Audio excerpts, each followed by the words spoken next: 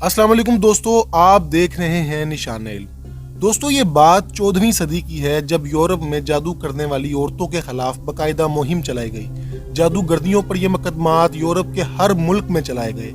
इन मुल्कों में जर्मनी सरे फहरिस्त था और आयरलैंड में यह तादाद सबसे कम थी।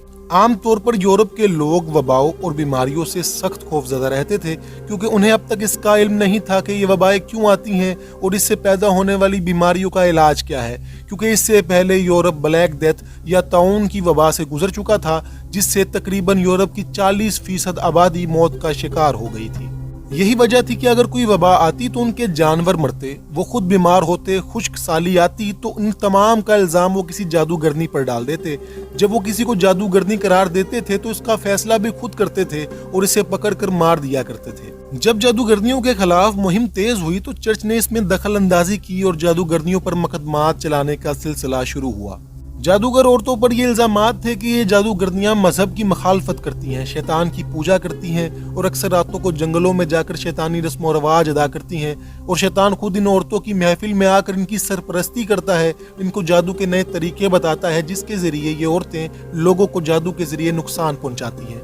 अगर किसी औरत पर मुकदमा चलाया जाता तो मुकदमे से पहले ये साबित करना होता था कि किन वजूहात की बना पर किसी औरत को जादूगरनी कहा गया है। अगर इल्जाम लगाने वाला गलत साबित हो जाता तो उसको सजा दी जाती।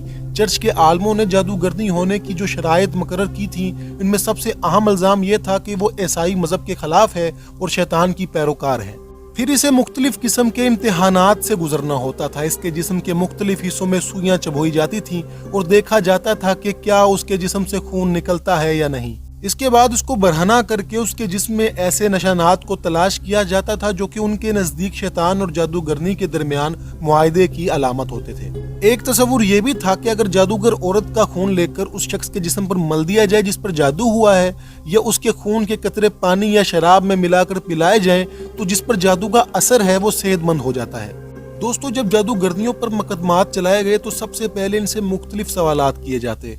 अगर पादरी इन सवालात के जवाबों से मुतमईन नहीं होते थे तो फिर इन औरतों को होलनाक अजियतें दी जाती थी, जिसके बाद वो मजबूरन अपना कसूर तस्लीम कर लेती थी तो बतौर सजा इन्हें जिंदा जला दिया जाता था। यूरोप में 1500 से 1660 के दरमियान 80,000 जादूगरनियों को मौत की सजा हुई। दोस्तों, गुजरे जमाने में तलीम की कमी और नावाकफियत की वजह से जिंदगी के ऐसे बहुत से पहलू थे जिन्हें इंसान की अक्लो फहम से बालातर समझा जाता था। यूरोप में जादूगर औरतों के खिलाफ जो भरपूर मुहिम चलाई गई, इसकी कई वजूहात बताई जाती हैं। जैसा कि ये मुहिम औरतों के खिलाफ इसलिए थी क्योंकि इब्तदाई तहजीब से लेकर अब तक औरतों को जड़ी बूटियों के बारे में खासा इल्म था, क्योंकि वो सदियों से जड़ी बूटियां इकट्ठी करती थी और इनके इस्तेमाल से वाकिफ थी। ये इल्म सीना ब सीना औरतों में मुंतकिल हो रहा था, लेकिन जब मर्द हजरात इस पेशे में आए तो उन्हें औरतों से मुकाबला करना पड़ा। लिहाजा इस इल्म को खत्म करने के लिए उन पर जादूगरनी का इल्जाम लगाया गया और उनके बारे में ऐसी अफवाहें फैलाई गईं जिनसे आम लोगों में उनके खिलाफ नफरत और डर पैदा हो। जब इनके बारे में ये बातें मशहूर हुई तो बदकिस्मती से इसका शिकार वो बूढ़ी औरतें हुईं जो अकेली और तनहा रहती थी और जो अपनी रोजी के लिए ठेलों पर मुख्तलिफ जड़ी बूटियों और कुछ खाने पीने का सामान फरोख्त करती थी। जादूगरनियों के खिलाफ इस मुहिम का उस वक्त खात्मा हुआ जब साइंस, टेक्नोलॉजी और इल्म तिब ने तरक्की की। जादूगरनियों की इन मुकदमात से जो बातें हमारे जहन में आती हैं, एक तो ये कि इसका शिकार औरतों की अक्सरियत हुई और वो भी बूढ़ी और गरीब जिनको कोई तहफ़्फ़ुज़ देने वाला नहीं था।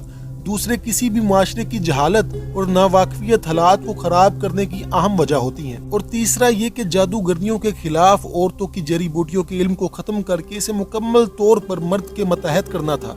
इस सिलसिले में हज़ारों मासूम औरतों की जानें गई।